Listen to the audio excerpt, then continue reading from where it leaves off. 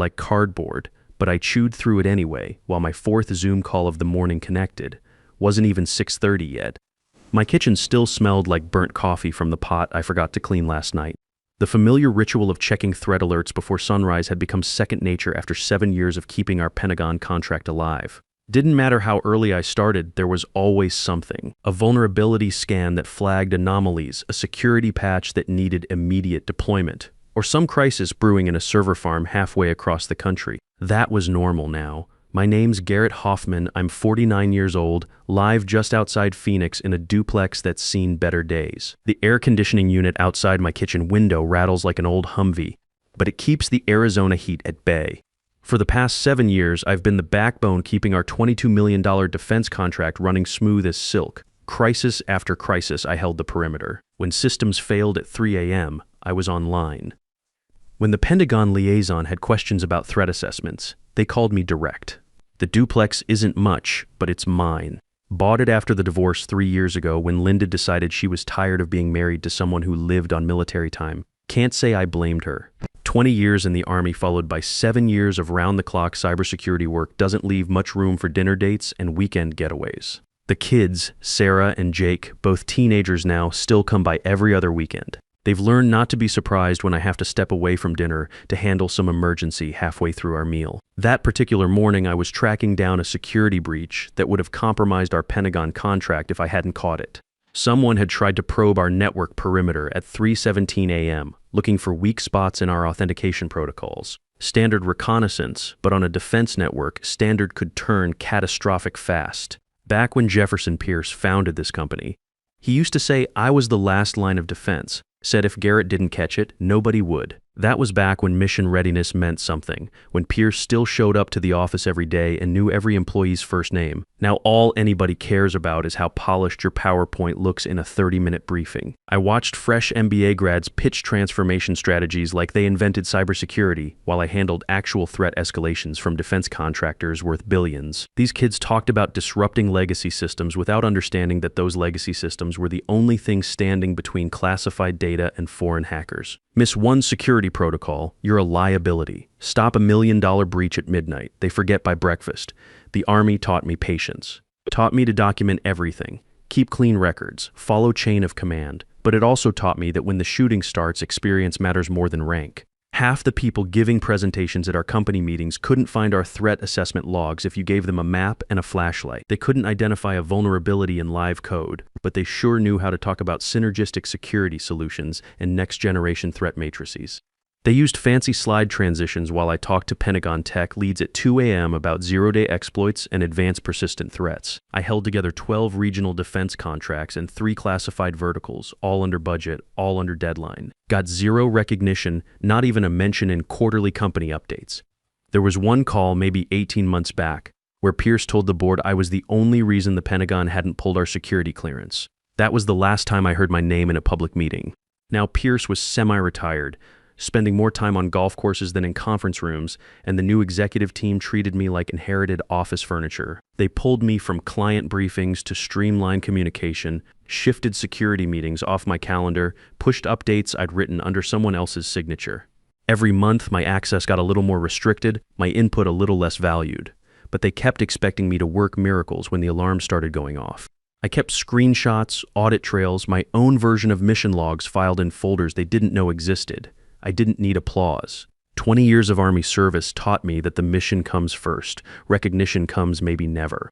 But I also learned that when you're getting set up for failure, you better have your documentation in order. That morning, I finished the call, closed my laptop, and stared at the wall where my discharge certificate hung next to a photo of my old unit in Afghanistan. Then I opened my private backup folder and started reading a document I hadn't touched in 3 years. The original Pentagon contract, all 847 pages of technical specifications, liability clauses, and personnel requirements. I found my clearance clause in less than 60 seconds. Section 7.3b, buried on page 394 between procurement protocols and equipment specifications. The language was clear as a sniper's sight picture. Should the designated security operations lead voluntarily terminate employment, the contracting agency reserves the right to immediately terminate this agreement without penalty or advance notice.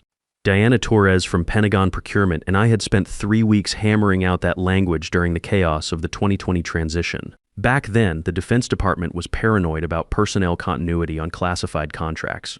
They wanted assurance that if key people walked away, they weren't locked into agreements with companies that couldn't deliver. I'd insisted on that clause, thinking it protected the Pentagon's interests. Now I realized it protected mine too. Then I made fresh coffee and started planning.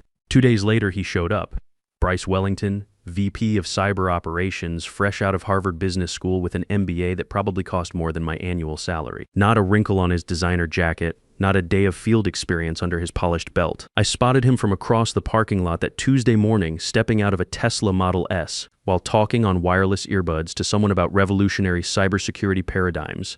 I knew the type before he opened his mouth. Pierce had a golf buddy named Harrison Wellington who owned 3 car dealerships in Scottsdale. The golf buddy had a nephew fresh out of graduate school, looking for his first real-world opportunity. And now we had a 28-year-old in a $3,000 suit pretending he understood systems that had been running since he was playing video games in his dorm room. His first day, Bryce scheduled individual meetings with all department heads. Mine was at 2 p.m. in Conference Room B, the one with the broken air conditioning and the whiteboard that hadn't been erased since last quarter. He showed up 15 minutes late, carrying a leather portfolio and a coffee cup that said "Disrupt Everything." He sat down across from me like we were about to negotiate a peace treaty. "Garrett Wright, I've heard good things about your institutional knowledge." Institutional knowledge. That's corporate speak for "you've been here too long and we're not sure what you actually do." "I manage security operations for our defense contracts," I said. "Been doing it for 7 years without a single breach or compliance violation." He nodded like he was processing complex data. Right, and that's exactly what I want to talk about. See, I'm seeing opportunities to optimize our security delivery model. We're living in a post-traditional cybersecurity landscape now. Post-traditional? I wrote that down in my notebook, right under synergistic threat matrices from last week's executive presentation. "What specific optimizations are you considering?" I asked. "Well, for starters, we need to think about scalability. Your current approach is very hands-on, very manual. But what if we could automate 80% of your daily tasks? What if we could leverage artificial intelligence and machine learning to predict threats before they materialize?" I leaned back in my chair. "You want to replace human oversight of classified defense systems with AI? Not replace, enhance. Think of it as augmenting your capabilities. Have you read the Pentagon's AI guidelines for classified networks?" He paused. "I'm sure legal has that covered. They don't allow AI systems on classified networks. Period. It's a hard rule written in federal law. Any AI processing of classified data has to be completely air-gapped and pre-approved by Defense Intelligence Agency." Another pause. "Well, that's exactly the kind of legacy thinking we need to evolve past." Legacy thinking? I wrote that down too. The meeting went on for another 30 minutes. He talked about disrupting the status quo and thinking outside traditional security silos.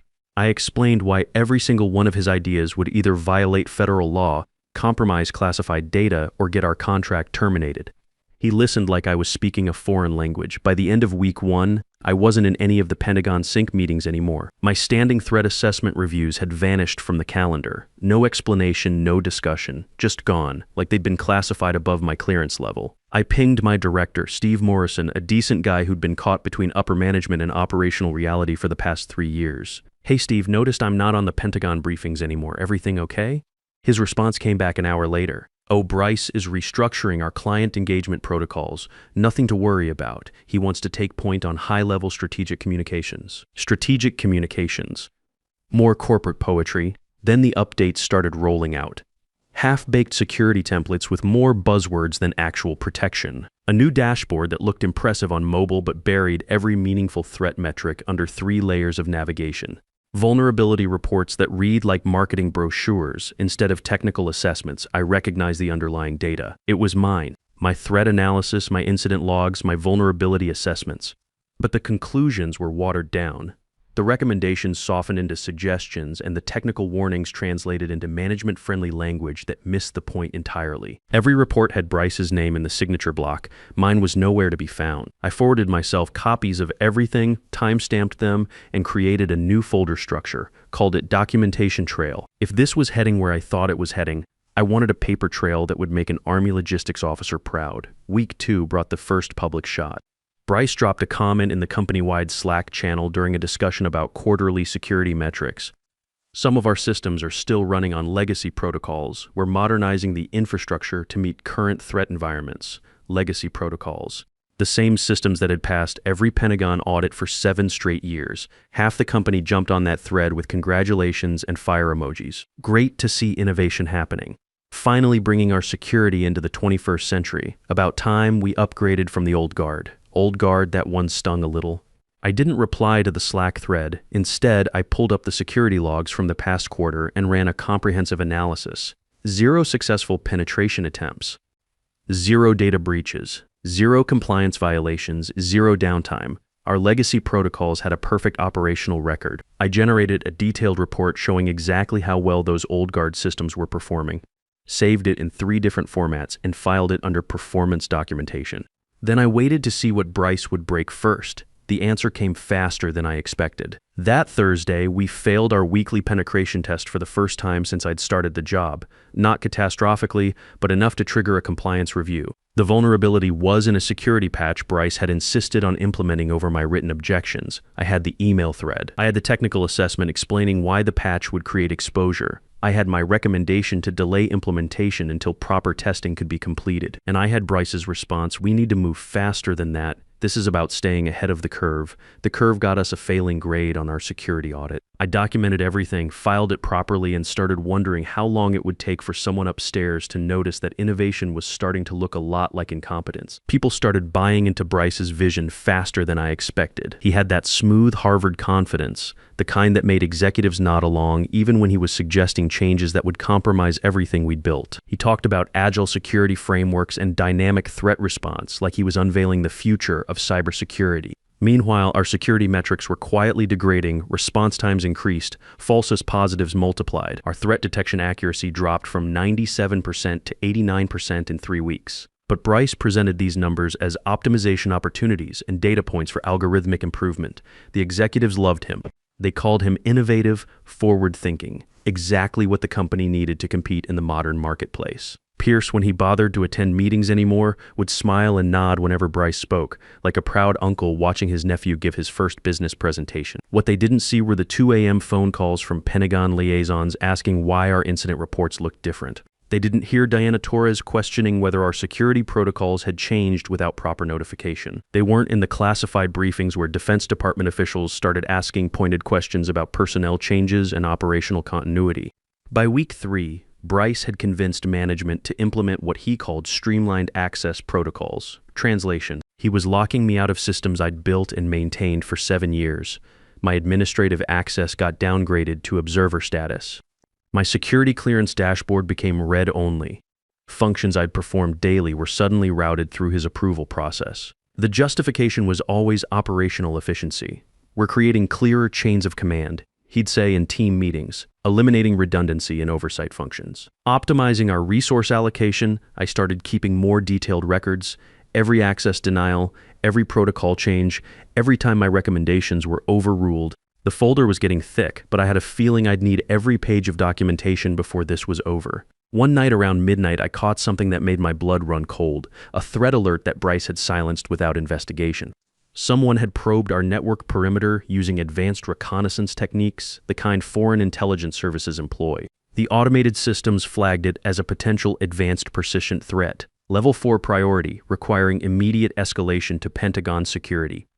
Bryce had buried it under routine maintenance activity. That breach attempt could have cost us everything. Our security clearance, our contracts, potentially our entire business relationship with the Defense Department.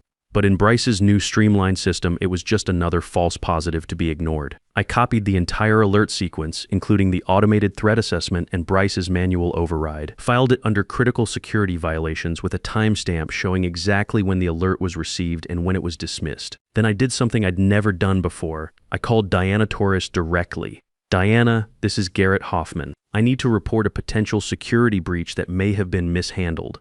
She listened while I explained what had happened. Her response was measured but sharp. "Are you saying your internal systems flagged a potential APT and your management chose not to escalate?" "That's exactly what I'm saying. Send me the logs, all of them. And Garrett, document everything. This could trigger a comprehensive security review." I sent her the files that night, then sat in my kitchen drinking coffee and wondering how long it would take for the hammer to fall. The answer was 3 days. Bryce got a call from Pentagon Procurement on Thursday afternoon. I wasn't on the call, obviously, but I heard about it from Steve Morrison, who looked like he'd aged 5 years in one conversation. They're scheduling an emergency security audit. Steve told me, full review of all protocols, personnel, and incident response procedures. Diana Torres is sending a team next week. What did Bryce say? He thinks it's routine.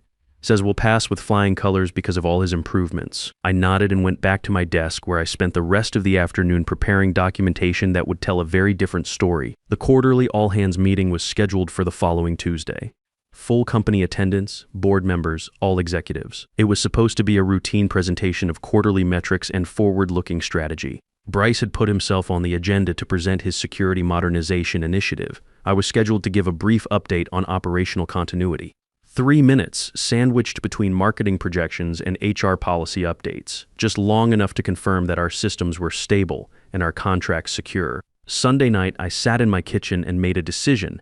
I opened the Pentagon contract one more time and read Section 7.3b until I had it memorized. Then I drafted a letter that I'd hoped I'd never have to write. The resignation was one page dated for the following morning at exactly 9:01 a.m. Simple, direct, effective, immediately. No corporate pleasantries, no transition period, no opportunity for negotiation. At the bottom, I included one line of explanation due to fundamental disagreements regarding security protocol compliance and operational integrity. I printed 2 copies.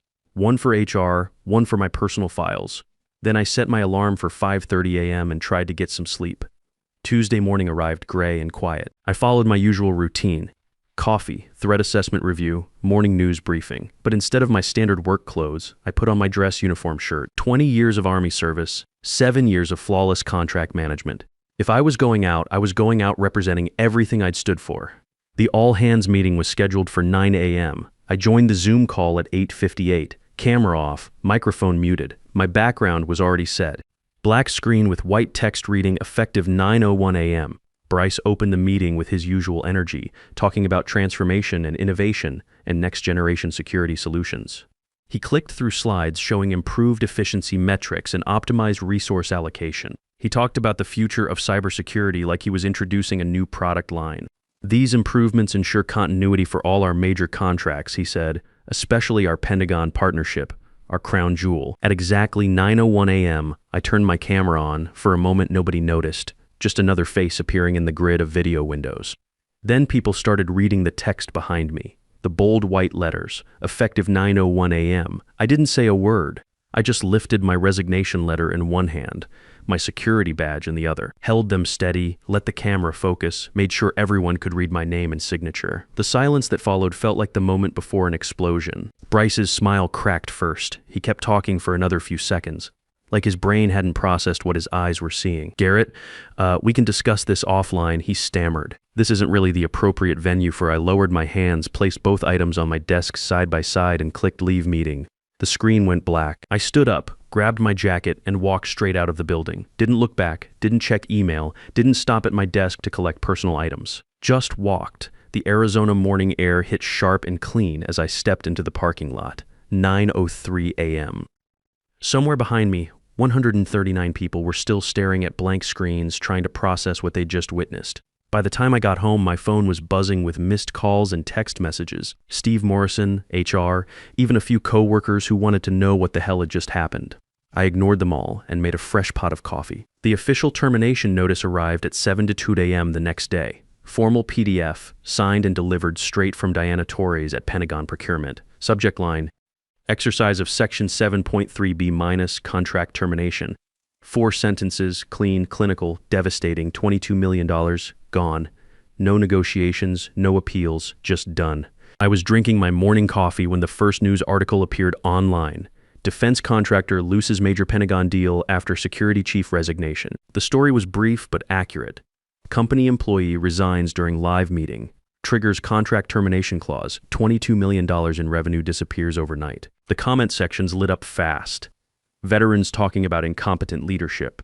IT professionals sharing their own stories about being pushed out by management who didn't understand the systems they were trying to change. Middle-aged workers who'd watched their expertise get dismissed by younger executives with fancy degrees and no practical experience. By afternoon, 3 different defense contractors had reached out through LinkedIn. One message stood out, saw the coverage. We need someone who understands that security isn't a PowerPoint presentation. Interested in a conversation. I was interested. Very interested. The board's emergency call happened that same day. I wasn't invited, obviously, but the Slack leaks came fast and brutal. One director asked the question everyone was thinking, how long have we known about this clause? Harry Manning from legal responded with painful honesty. It's been in every version of the contract since 2019. Multiple people were aware of its existence. Then came the documentation.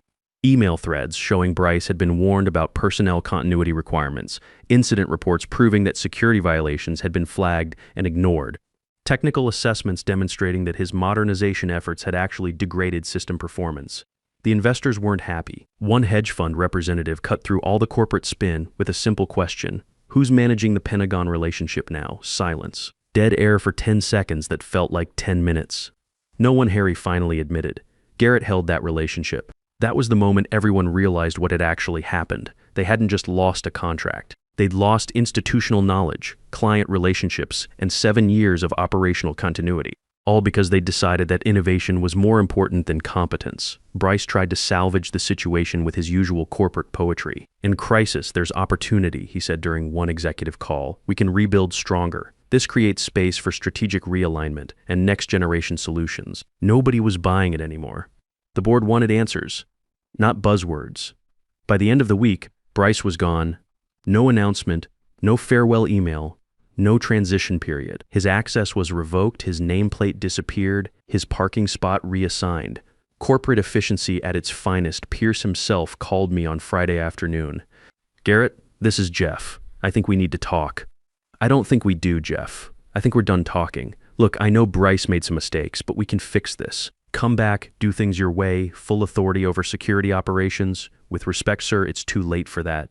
The Pentagon doesn't give second chances on security breaches, and neither do I. I hung up and went back to reviewing job offers. The position I eventually took was with a smaller firm in Tempe about 20 minutes from my house. 12 people, all veterans, all focused on defense contracting. No corporate ladder to climb, no politics to navigate, just competent professionals doing important work. My first day, the CEO handed me a security clearance folder and said, "We heard what happened at your last job. Good for you. This company runs on competence, not connections. Think you'll fit right in." I did fit in, better than I had anywhere since leaving the Army. 6 months later, I was having lunch with Diana Torres at a cafe near the Pentagon when she brought up the incident. You know, that whole situation made waves throughout defense procurement. Word got around about what happened. Good waves or bad waves, good waves. People realized that personnel continuity clauses exist for a reason. Several companies have started taking them more seriously. And Bryce? Last I heard, he was working at his uncle's car dealership. Apparently, the corporate world wasn't quite ready for his revolutionary approach to cybersecurity. We both laughed. Justice doesn't always involve dramatic courtroom scenes or public vindication. Sometimes it's just natural consequences finally catching up with poor decisions. That night, I called my kids to tell them about my day. Real conversations, not rushed phone calls between security alerts. Sarah was applying to colleges, thinking about majoring in computer science. Jake was considering ROTC programs, interested in following his old man's path into military service. Dad, Sarah asked, "Do you ever regret leaving that job?" I thought about it for a moment. No, sweetheart. Sometimes you have to walk away from something to remember who you really are. Look, if you're reading this and you're wondering whether you should stand up to incompetent leadership, whether your experience matters, whether anyone will notice if you walk away, let me tell you something. Your knowledge has value. Your integrity has power. And sometimes the best thing you can do for everyone involved is refuse to participate in their dysfunction. Don't let anyone convince you that loyalty means accepting disrespect. Don't let smooth talkers with fancy degrees make you question what you know works. And if you've got leverage, documentation, relationships, specialized knowledge they can't replace, don't be afraid to use it. The world needs more people who choose competence over convenience, who value substance over style, who understand that real leadership isn't about the loudest voice in the room. It's about the person who gets the job done when everyone else is still talking about getting the job done.